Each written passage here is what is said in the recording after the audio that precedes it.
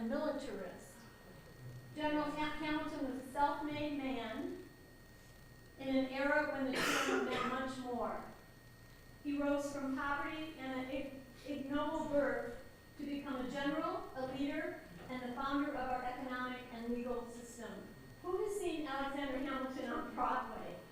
Oh no, really? You are lucky. Perhaps the most impressive is the breadth of his service to our nation. He served nobly in 3 arenas: in uniform, in office, and with the quill. After serving as Washington's closest aide, General Hamilton earned a combat command where he led troops from the front and was the first man over the walls during the climactic Battle of Yorktown. Teachers know this. He was the nation's first Secretary of the Treasury at the age of 32. There, he created the foundations of our fiscal system, putting us on the path to economic greatness. He was the principal author, we know this, of the Federalist Papers, one of the greatest writing on the American political thought ever crafted. In later years, the French politician Talleyrand concluded that the 3 greatest men he had ever met were England's William Pitt, France's Napoleon Bonaparte, and America's Alexander Hamilton. We could do a rap. No, when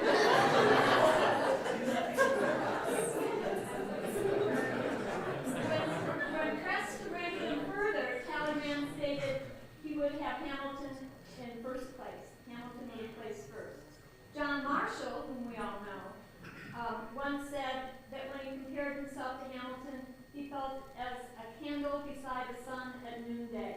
His greatest adversary, Thomas Jefferson, called him the Colossus. John Adams called him nastier things. Today, we're happy to call him our guest. General Hamilton will speak for a few minutes and invite your questions on any subject from his era or this era. Ladies and gentlemen, please welcome General Alexander Hamilton.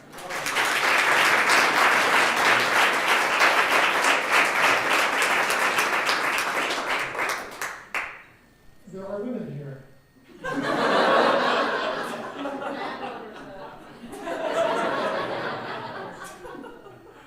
Well, good afternoon, Americans.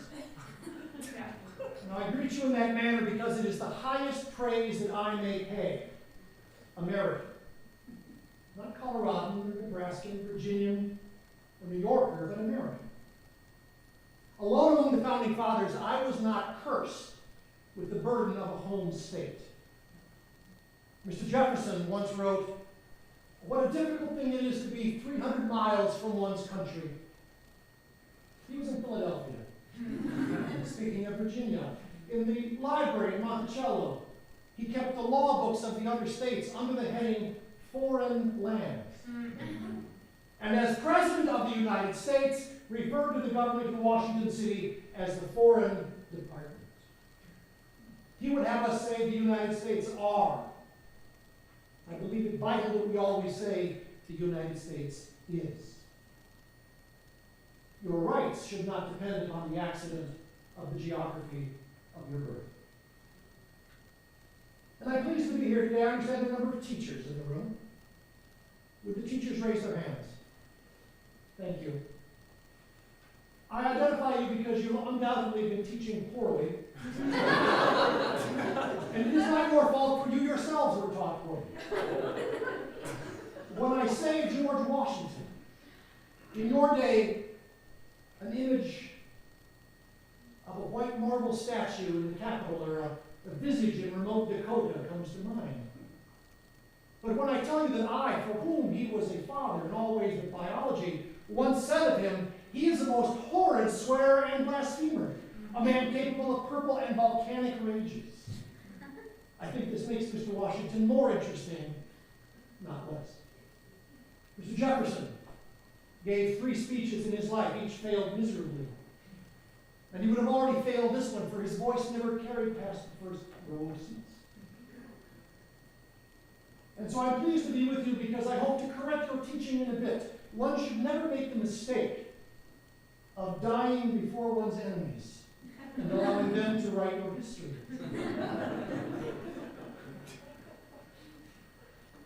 I am pleased, are there lawyers in the room? I am an attorney. I was the founder of your legal system. You may take certain pride, although I am puzzled. How long did you spend in law school? 3 years. 3 years. I studied law for 90 days and passed the bar. I can't imagine how you wasted that time. And when I became a lawyer, in 1782, I passed the bar and I became one of roughly under 100 lawyers in the city of New York, which was at the time 1/12 the number of prostitutes.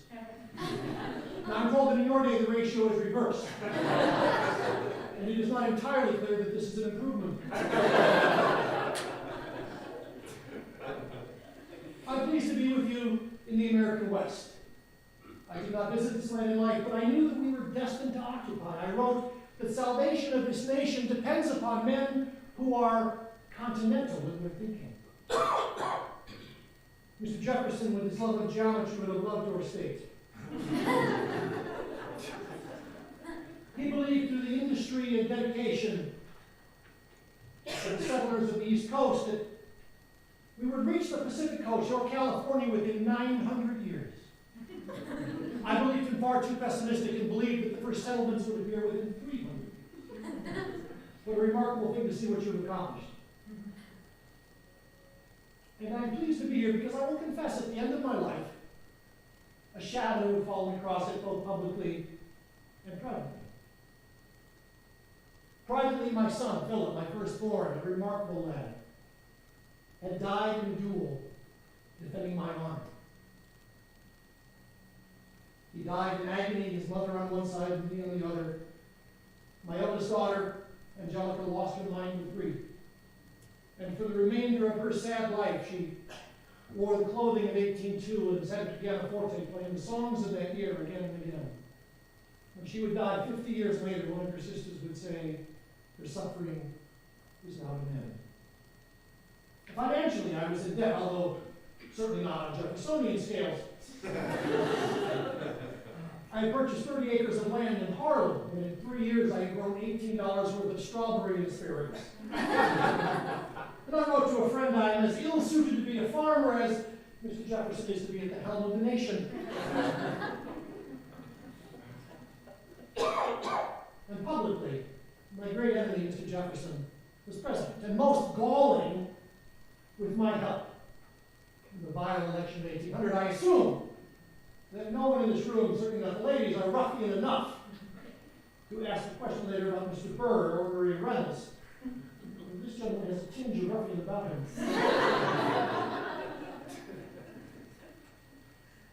And I could not know whether that shadow, this Jeffersonian nonsense, was a long winter's night or a brief eclipse. And what a pleasure to be back with you in your day to see that it was the briefest eclipse. You have swept away the Jefferson nonsense. You like to keep a small flavoring of Mr. Jefferson's philosophy because it makes you feel better. But you are a thoroughly Hamiltonian nation. I flatter myself. I should explain I'm not a modest man.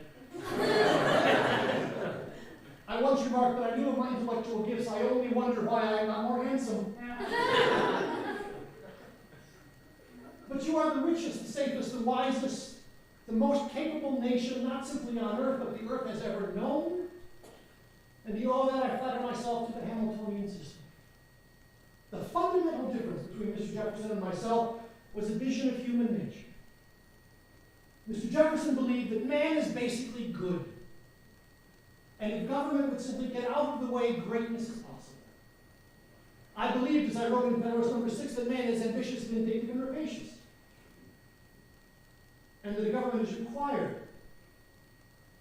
to temper the worst behavior of man, and then greatness is possible. And as evidence that I am correct and Mr. Jefferson was wrong, the only evidence I can offer is the totality of human history. Name to me a single society that had this notion of this utopian society which has not fallen into despotism. And it is the Constitution, which we are here to discuss at least partly today, that gives you those walls. Now, I will tell you again, the teachers have probably taught this because you have this notion of the Constitution as this remarkable document is the longest surviving written constitution in the history of the world. And as I would write to a friend, no one did more to defend it and create it than I. But I called it a thing of milk and water, a frail fabric unworthy of defending, because I believe it not strong enough. And it is a flawed document. You embrace the nonsense, the dangerous idea of the Bill of Rights. You laugh, but that's only because you were poorly taught by these teachers.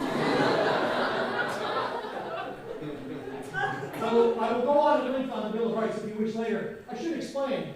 I understand that I am all that stands between you and your weekend activities. But you need to understand that on the 18th of June, 1787, I gave a 5-hour speech on the Constitution. It is my intention to repeat that now. I'm told I didn't have time. I will do the highlights. You are a Hamiltonian nation, but yet you desire this Jeffersonian music to wrap around you. And I am sometimes asked, what would the Jeffersonian world be like? Mr. Jefferson and I lived in a world in which 97 of 100 lived on farms. And Mr. Jefferson's idyllic notion was that in the evening, a farmer, after growing his crops and bartering with his neighbor, would play his violin and read Livy in the original Von Lamplight. I believed in an industrial nation, a manufacturing nation. And I believe that would be what would lift you to greatness economically and in all other ways. But I'm sometimes asked, wouldn't we be better off in this Mr. Jefferson's idyllic world? And I ask, what are you willing to give up to live in that world? The products of an industrial society. I say, will you give up your entertainment machines? And the individual always says, yes, we only use it to consume something we call PBS. And then I ask if you will give up the refrigeration of your food. And finally I ask, will you give up your children's antibiotics? In Mr. Jefferson's idyllic world, 4 of his 6 children died before the age of 5.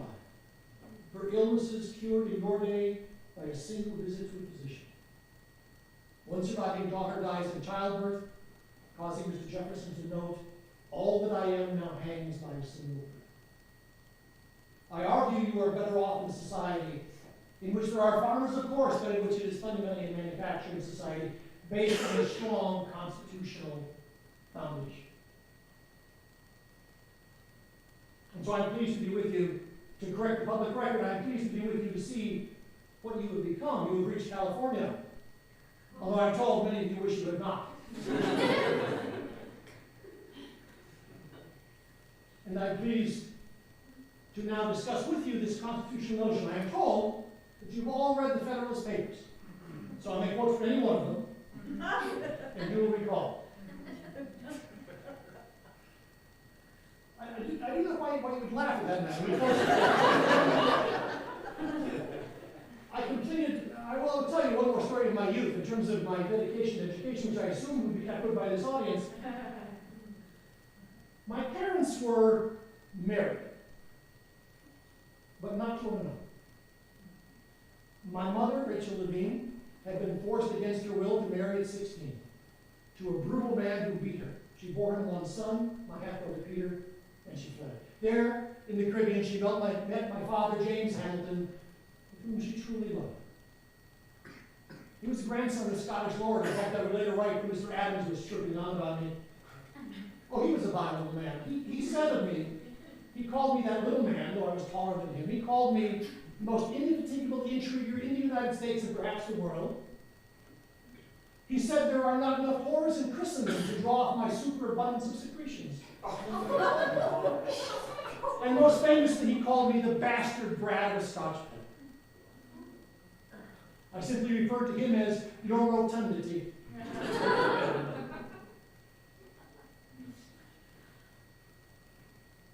But I was born illegitimate, because under the Dutch law that managed the colonies, my mother, regardless of the grounds, could not divorce her husband. Only the husband could divorce the wife. And so, when it came time for me to attempt to attend school, my birth record had been marked with the phrase, obscene child, to ensure that I would never be allowed into the public school where my presence as a bastard might somehow corrupt the other children. My father, when I was a young boy, went off on a 3-month business trip. It extended for some 35 years, and I never did see him again, though I did support him financially. And when I was a lad of around 11, my mother and I were taken ill with an ague, which you would call it, a fever, tropical fever. And we were given the most advanced medical care of the day. We were bled. I survived the treatment, but my mother did not. And I was orphaned, effectively. My brother and I were given over to the custody of a cousin who within a year hanged himself. And then I had the first good great fortune of my life when I was apprenticed to a man named Nicholas Kruger, who ran what you would call an import-export company. And because of my, as I mentioned, I am not modest, because of my intellect, by the age of 14, I was running this, what you would call, multinational corporation. But I ached for more. And those who will call me a militarist will quote a single line from the first exit letter by my pen, which says to my friend Ned Stevens, "I wish there was a war." But the paragraph that precedes that says, "I would risk my life, but not my character, to exalt my station." Nay, I wish there was a war.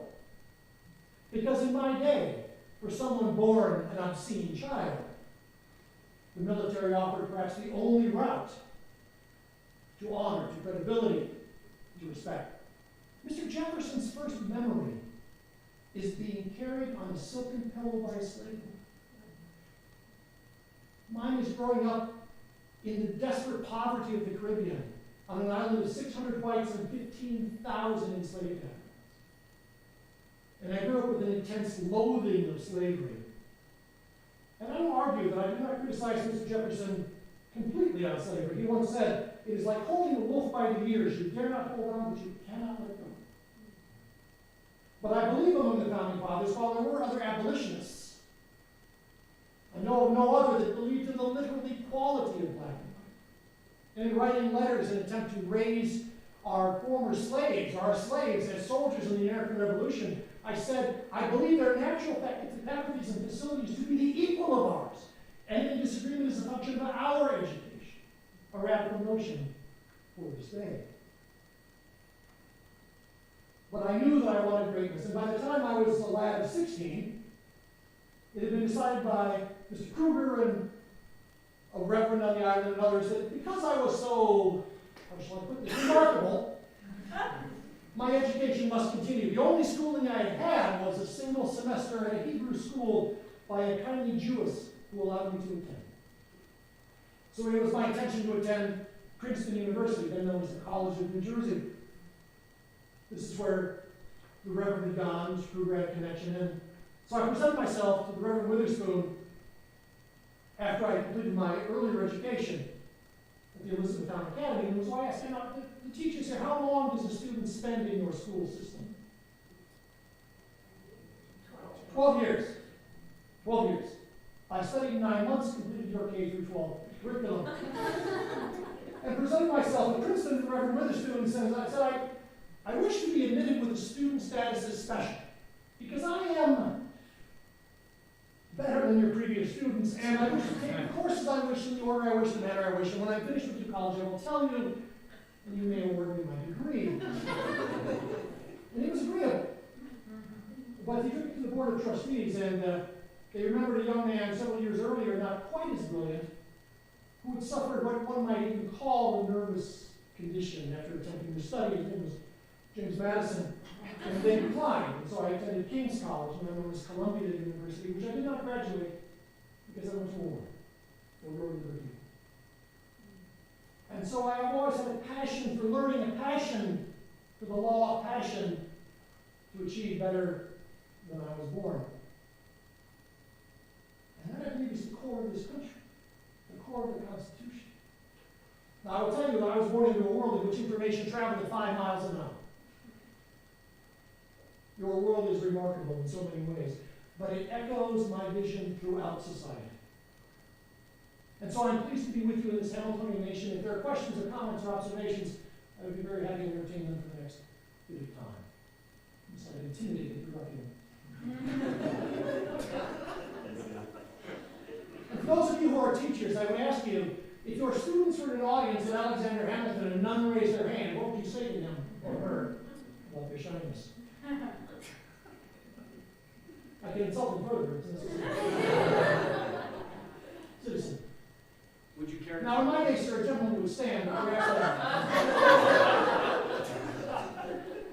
Would you care to comment on the current presidential selection process? Oh.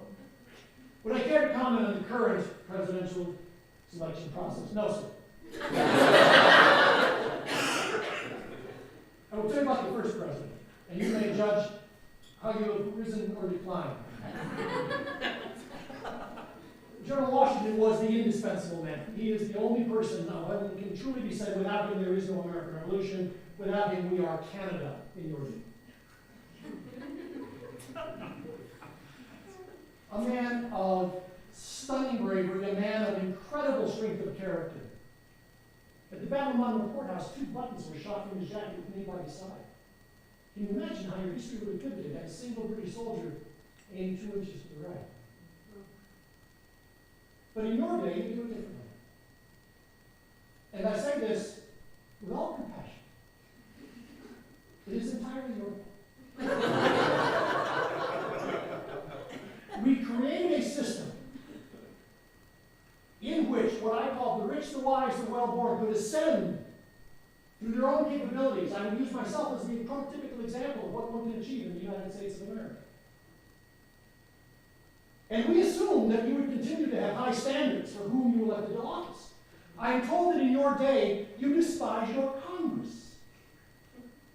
And then you return 9 of 10 of them to office with every election. You cannot complain about a government that answers to you. You cannot blame me for your unwillingness to vote carefully. Raise your hand if you have run for office. For shame. You bask in the glow of a society in which you do not invest yourself. So I take no fault for your current situation. It is an interesting situation. I did not realize that wigs had come back into style.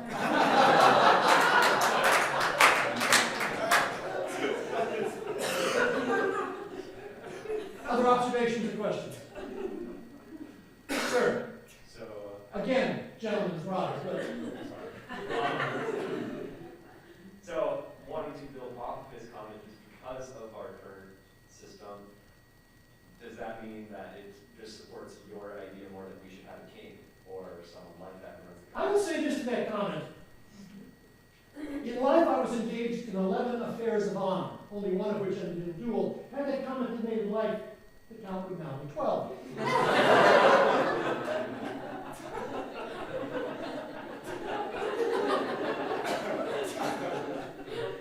I would argue, sir, that with the quill but also with the sword, I did more to oppose a king than anything you have done in your life, sir. Now, what you may be referring to, again, I made the comment earlier about dying before your enemies. The speech that I intended to give you, the 6-hour address, would have explained this in greater detail, you can imagine. But at the Constitutional Convention, now, one of the problems that the teachers have created in previous generations and echoed down to this one is that the student sees the Constitution as a fait accompli. As a, here it is, it worked, it's wonderful, it's great. But understand that when we took up swords against the British Empire, support for a revolution was approximately 25%. And when we brought forth the Constitution because of the failed Articles of Confederation, and I will explain, there was no legal basis for a new Constitution. Several others and myself created what we call the Annapolis Convention. I'm sure you know of it, in which we didn't even have a quorum, but we pretended that we did. We knew that certain states would never show up. Rhode Island we called Rogue Island because they simply voted against everything. I'm not joking. They were, when they showed up, no was all they said. Small deal.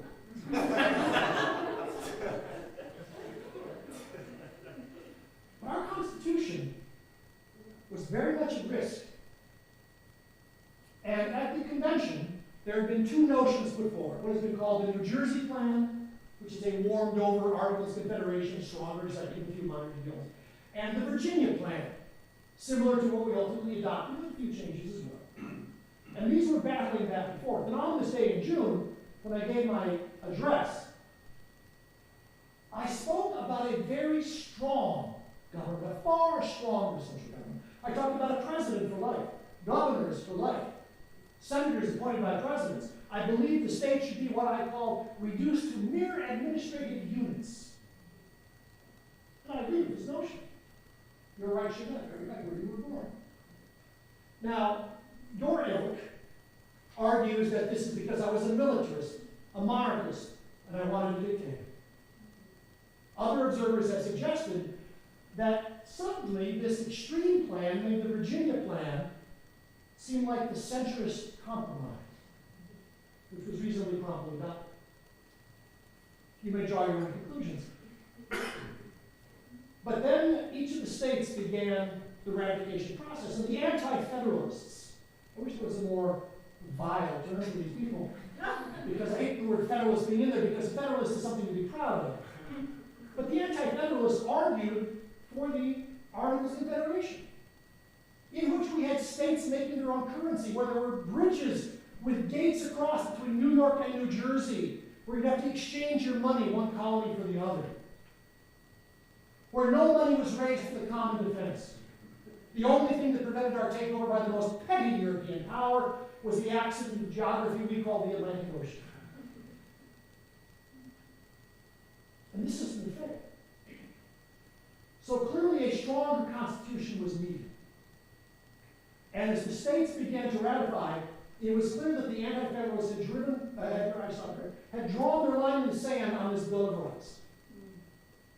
And they thought somehow this would protect them. Now, as you will recall from Federalist 84, I said in there that the Constitution is itself, for every practical purpose and for every fundamental reason, a Bill of Rights.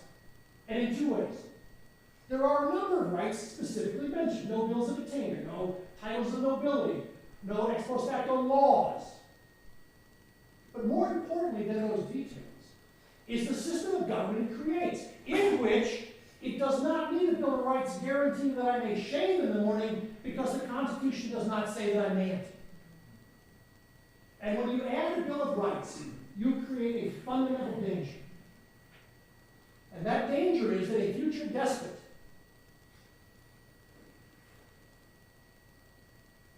if you can imagine such a man, might achieve the presidency and say, this is your list of rights, therefore you have no others.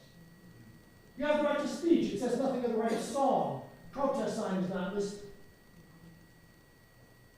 And then become hobbled by imprecise language. What does your Second Amendment mean?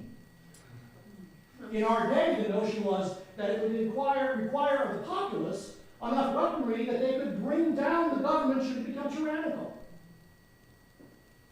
I ask you, as you picture that strange neighbor in your neighborhood, in your day, should that person have an anthrax cannon and an Apache helicopter? So this notion is dated nonsense. The Third Amendment, can you quote me the Third Amendment? I am impressed. How many of you worry each day that the British make quarter soldiers? So a Bill of Rights is bound in time, it is bound in language, and it sets a precedent that is profoundly dangerous. But it was a compromise needed. There were several of these. The obscenity of the 3/5 clause. The obscenity of punting on slavery until 1820. But these had to be done to get the document passed, and then more importantly, ratified.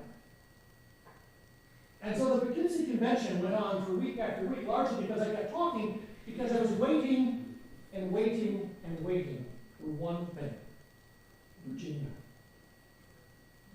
Because, and I should point out, none of the issues we argued at Philadelphia had been fixed in your day. Large state, small state, north, south, men, women, black, white, rich, poor. These issues remain as real for you today as they did in our day. But it was clear that the larger states generated the money that allowed the country, the Union, to continue. And so it didn't matter what Rhode Island said. And it mattered what Virginia said, Massachusetts. It mattered what Carolina, what Pennsylvania. So I stalled for weeks. Again, the Constitution you know of as this wonderful, remarkable document that everybody agreed on was passed in Massachusetts unanimously. But only because the Federalists changed the time and location of the vote and didn't tell the anti-Federalists wanted. It passed in Virginia by 3 votes. And finally, I was able to make the case, New York stands alone. And more precisely, New York City stands alone, because our only source of taxation was the tariffs coming into the city. It was realized that it was a necessity to ratify this, and they extracted the Bill of Rights as a concession. The Bill of Rights, you will recall from your study, actually had 12 items in it originally, only 10 of which were passed initially, one more recently. And so, sir, no, I did not want to king. Are there other perhaps less egregious questions? Or observations and comments? Sir. General Hamilton, I appreciate the formality. did you intend and do you support the courts, Article 3, having the power to set aside acts of the popularly elected legislature? Yes, because I wrote the doctrine of digital review. It was my idea. And I'll tell you why. Now, in our day, and in the Federalist Papers, Mr. Madison, in fact, in 51, states that the judiciary, by necessity, will always be the weakest branch. Because it can only decide on things that are brought to it. We also argue that it is clear and obvious that the most powerful branch will and always will be the legislative. Because the power to make law is the most important power. Which is why we tie the legislative branch most closely to the people. In your day, if you ask the average person in your classrooms or your courtrooms who is in charge of the American government, few people will say that it is a tie between the President, the Speaker of the House, the President of the Senate, and the Chief Justice of the United States. But that is the structure we created. But it was clear, there were several cases, I'm sure you studied Croswell versus New York. There were cases in which it was very clear that a law can, in fact, be flawed. And under the law at the time, and I wanted to try to practice the equity government because I had refused 2 different business opportunities that would make me over $1 million each. A friend once said, if I saw a coin on the floor, I would not stoop to pick it up for fear of appearing corrupt. So I worked, and Jack Talleyrand, who was mentioned earlier, was passing by my office in New York, saw me at 10 o'clock at night at my desk working by candlelight, and he says, the man who created the fiscal fortune for his nation now labors through the night to feed his family. But in the case I took, Roswell versus New York, it was a libel case. And it basically involved the fact that someone had said something cruel about a person. It was libel. But it was true. And I created a novel defense that if it is true, it cannot be libel. If it is a statement of fact, it is not libel. So laws can be flawed, and there must be an agency. I wrote in the Federalist Papers again that courts are the final fortress of liberty. But I also warned that juries are vital as well. Because judges appointed for periods of good behavior, in your day you mistakenly call this lifetime appointments. If a judge robs a liquor store, the judge can be removed.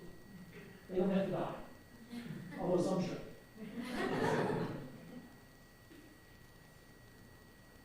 But fundamentally, a law can be flawed, and there must be a mechanism by which it can be judged. And only the courts can do that. So yes, sir, I stand by the doctrine I created.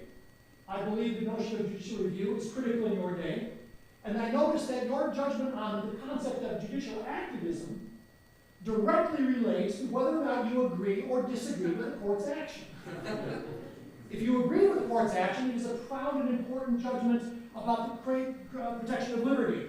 And if you disagree, it is judicial activism run amok. So yes, sir, I stand by judicial review. There was a question behind. Citizen. How does our current two-party system fit into your notion of Hamiltonian democracy? Did you envision political parties? How does the current two-party system fit between envisioned parties? And I will tell you, this is perhaps our greatest flaw in Philadelphia, was not envisioning how quickly factions would form. And if you've read Federalist Number 10, you understand our concept of the violence of faction. Before the 12th Amendment, the original way we wrote the Constitution, we thought appealed to this, forgive me, Jeffersonian notion of the inherent goodness of man. The person who received the most votes would become president in the electoral college. The person who received the second most would become the vice president. They would work together. The system worked for exactly 2 terms. Obviously, when General Washington was president, he was frustrated by Mr. Jefferson and I arguing constantly in his cabinets. We only agreed on one thing, which was that he needed to serve a second term. The country was not yet on a firm enough footing. We both had left before his second term. He would later say, I disliked only one moment of my second term, and that was each and every goddamn moment therein. But then Mr. Adams comes to office. Mr. Adams has many wonderful qualities. He did many wonderful things, but he was a petty and silly man in a lot of ways. The first 3 weeks of the service of the United States Senate, of which he is the vice president he chaired, were spent discussing what title he should be called. His Excellency the Vice President. His most excellent vice president and president, he went on for 3 weeks. But Mr. Adams was a man of honor. If, as one person said, hermaphroditic squeals when he is disagreed with. A man of honor. And upon his election, and Mr. Jefferson's election as vice president, Mr. Adams turned to Mr. Jefferson and said, sir, we are both elected, shall we govern together? And Mr. Jefferson, feeling the power of faction, said no. And he spent his time as vice president publishing, often at government expense, attacks on Mr. Adams and myself, because Mr. Adams had kept General Washington's cabinet, and they answered to me, not to Mr. Adams, which caused for some reason great frustration for the president. And then comes the election of 1800. The most corrupt, the vile, the dirtiest election in American history. If you think Mr. Trump and Ms. Clinton are going to have a national campaign, imagine the broadside, the political sign in the election of 1800. If the atheist Jefferson is elected, every Bible in America will be seized and burned, every virgin deflowered, and the streets will run red with the blood of murdered patriots. That's an A to that. And Mr. Jefferson, for the very first time, in selecting a running mate, engaged in partisan politics. He knew through the abomination of the 3/5 clause that he would win the South, but he did not know if he would win the North. So he selected Colonel Byrd. About whom? I could say many things. And Colonel Byrd was a man without honor. I said of him, he is for or against nothing but suits his own interest and ambition. If there is an embryo Caesar in America, it is mine. I did not care. I was General Washington's closest aide for years. Colonel Byrd was fired after 10 days for opening and reading the private correspondence of the general. And so in this election, Mr. Jefferson picks, I had urged, in one of the 2 colossal stupidities of my life in terms of publishing, I published an attack on Mr. Adams, urging that Mr. Cotswood Pinckney of Carolina be voted for instead of Mr. Adams. But ultimately, the Electoral College tied at 73 votes for Mr. Jefferson and 73 votes for Mr. Byrd. Now, everyone knew that Jefferson was to be president and Byrd vice president. Everyone except Aaron Burr. Because it was then thrown into the House, if you could get a single state, often with a single elector, to switch, you could become president. And for 35 ballots, no one was picked president. I could take it no longer. And I picked up my quill and I wrote to my friend William Baird in Connecticut that he should withhold his vote for Byrd to allow Jefferson to be elected. I said this to Mr. Jefferson. It is true that his politics are tinctured with fanaticism, that he was the principal enemy of the previous administration, that he is not mindful of the truth nor conspicuously honorable in his ends, and he is a contemptible thinker. But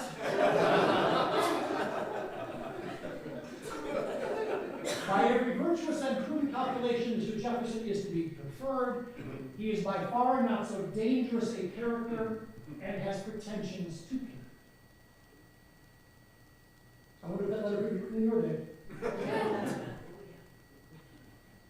And Mr. Bayer was on his ballot on the 36th ballot. Mr. Jefferson was elected president. Mr. Burr the vice presidency. And Mr. Burr was irritated. And so we simply did not anticipate how quickly you would divide yourselves into parties. Now, the two-party system is structural, as you know. When you have a winner-take-all system, there is no value in finishing third all the time. In a parliamentary system, you finish third, you get a third of the seats. But as long as we have a congressional system in which a district has one winner, there is no value ever in being a third party. The only way a third party becomes important is if it subsumes a previous party. And this is what happened in 1860, when Mr. Lincoln's Republican Party subsumed and took over the Whigs. But it remained a two-party system. So the two-party system is structural. The candidate you pick, you pick. Madam, Yes. you need not rise, madam. Ladies never need to rise in my presence. Although I will often kneel before you and whisper sweet nothings. I know there's a certain reputation. I'm wondering about your current popularity and your reflections on that, the rap musical, the intense interest in your life. I'm inclined to say that it is a function of your growing intellect and power. Observation. But it is, I think, more of a function of Mr. Jefferson. And Mr. Jefferson is my great adversary, and again, don't die before you run this. Mr. Jefferson would write in his old age of the agreement which he repudiated later, said it was the worst mistake he had made, when I convinced him on this assumption of debt's notion in exchange for the capital being what became Washington City. And he would write, a full 40 years after the event with no notes taken at the time, that I appeared disheveled and distressed, and my garments were... But time sometimes heals wounds. And I believe that if you plot Mr. Jefferson's popularity and mine through your history, you will find them opposite. Because as Mr. Jefferson's vision of America increases, this notion of a Hamiltonian world seems less warm and kind. And then as Mr. Jefferson falls, I rise. I believe that your DNA tests showing Mr. Jefferson's parenting skills impacted. And I'm told that this musical, I shall not sing today, and I will not brag about my singing, so you understand that it's probably best that I do not. But it is important because it is certainly flattering to me. But more importantly, it is an awareness of the American founding. And I argue that in your day there are people fascinated with your Civil War. There are people fascinated with your World War II. Few are fascinated with the Revolution. I'm convinced that perhaps that is because all we have were paintings. And you have photographs of guns. But you are nothing without the American Revolution. And I believe that as you study the Revolution more, and understand both the actual war, in which I was an important figure, I played myself on, and then the creation of our constitutional system, in which I played an important role, I think that inevitably you are drawn to a certain appreciation of my skills. A historian in your day said there is no monument to Hamilton on the National Mall. But until one is built, we shall have to settle for the other monuments to the Hamiltonian vision. The internet, the highway system, the Pentagon, Silicon Valley, Detroit, the law, the economy. I am flattered by this comparison. And I will point this out. I think there is another vindication of me. I appear, still, on your $10 bill. Mr. Jefferson, I have a nickel. Which is of the greater practical utility, as it is. How am I on time, madam? It's up to you. I have a 6-hour speech, madam. Shall I do one more question? I impose on your weekends. Madam, I will always choose a lady over a gentleman. Can you explain the rationale behind not including women in the right to vote at the original founding? Can I explain not including women in the right to vote? Yes, quite easily. We didn't think of it. Now, some of you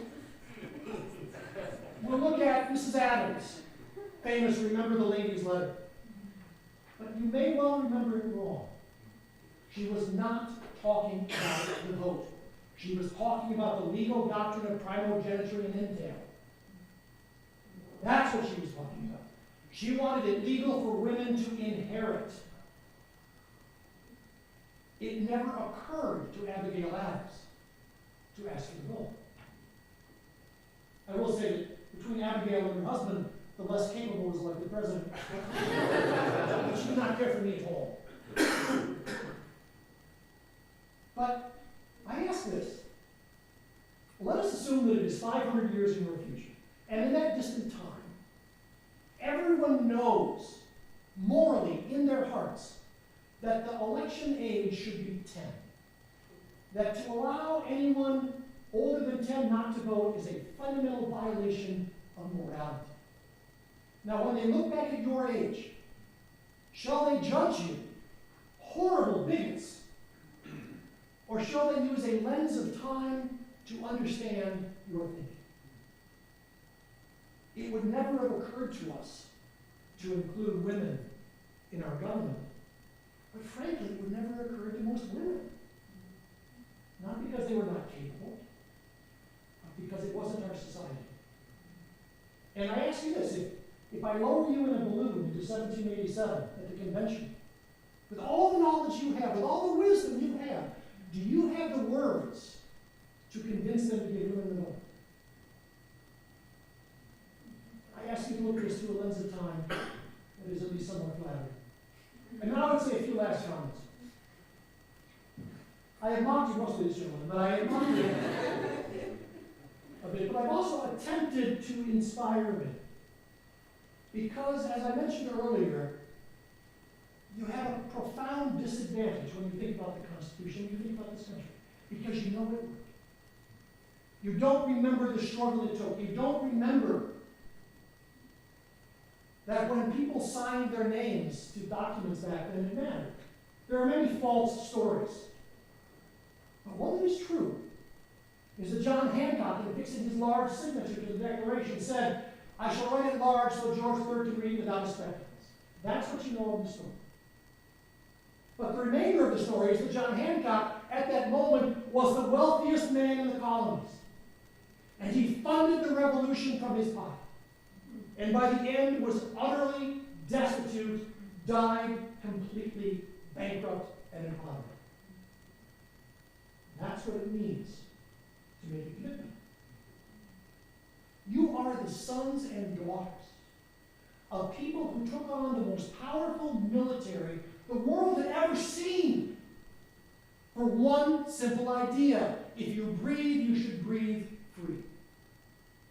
You are the spawn of revolutionaries who gave up everything to fight for your liberty, and now you vote 9 of 10 back to Congress when you detest it. You have been given a gift.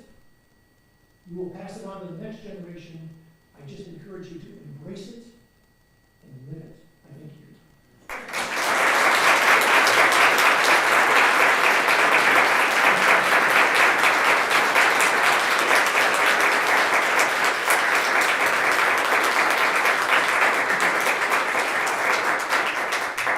Now, I'm really pleased to introduce the scholar behind the character. Bidlack is a retired military officer. During his years in the military, he served as deputy director of the Air Force Institute for National Security Studies, was posted to the United States Department of State in Washington, and was an ICBM launch officer and instructor. He also served in the White House as director of global environmental affairs for the National Security Council. He spent much of his career teaching political science at the United States Air Force Academy. Following his retirement, he served on the staff of a U.S. senator and as a senior research fellow at a DC-based think tanks. He holds academic degrees from the Go into song. No, we won't. Including a doctor. Yes, we will. Hail to. How often do you think fight songs are sung in the appellate courtroom? Including a doctorate in political science, he regularly portrays General Hamilton around the country. His work as Hamilton has been both on national and local television. His performances have been seen in auditoriums, libraries, and museums around the country. He's performed Hamilton for a wide array of audiences, including federal judges, school children, historians, and let me add, teachers from Colorado.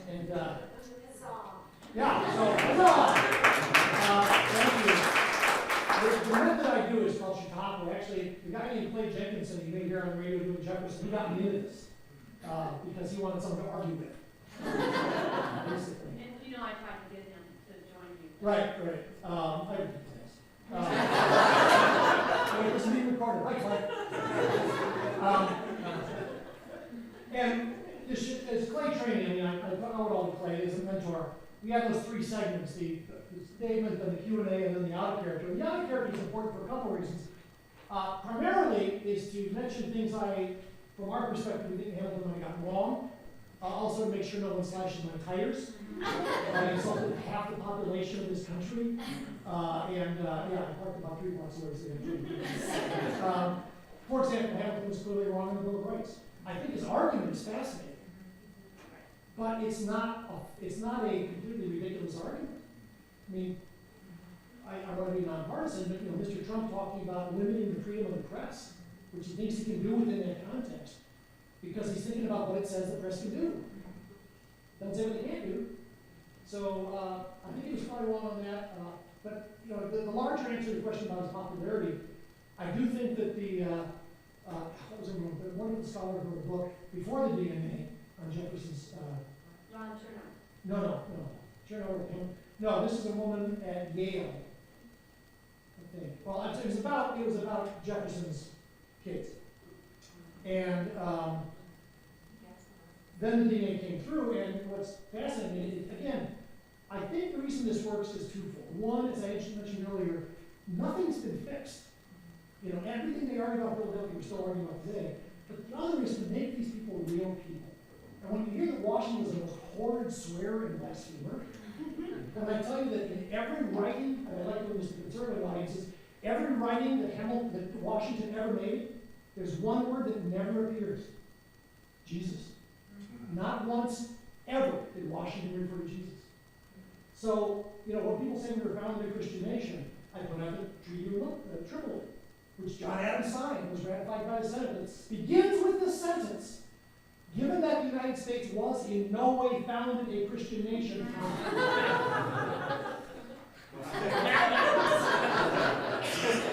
And I can already see some people going, my goal was to be provocative, and then it failed that time. But it works because we haven't settled those issues, and then these are real people. And Jefferson is one that my heart aches for, because his wife, he's in his early 30s when his wife, Martha, dies. And on her deathbed, she says, I only ask one thing, that you never remarry. Now, Sally Hemings, you know the name. Do you know that it was his wife's half-sister? Because Sally Hemings' father was Martha Jefferson's father. As is typically the case in that time, he abused his slaves. And there is no picture of Sally Hemings anywhere, but she is described as being the spitting image of the late Martha Jefferson. Now, we cannot know what that 30-year relationship was. At one extreme, it could be brutal, ongoing rape of a person in a position where they could do nothing about it, or it could be longer. We don't know. There's some hints. When he took her to France, she didn't have to come back. She had been free in France, but she extracted a deal, a promise, that Jefferson would never sell a Hemings. And he honored that. The only slaves he ever freed were Hemings. So we don't know. So when these people become living, breathing things, and Washington was Hamilton was an arrogant ass.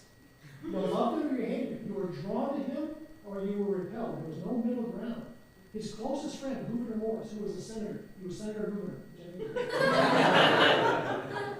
He said of Hamilton, he said he is vain, indiscreet, and opinionated.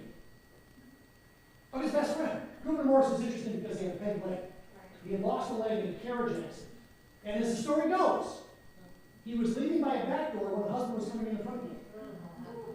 Adams, who is not the guy you think of about what I'm about to say, Adams said, because of Morris's reputation with the ladies, 'tis a pity it was his leg that was struck off.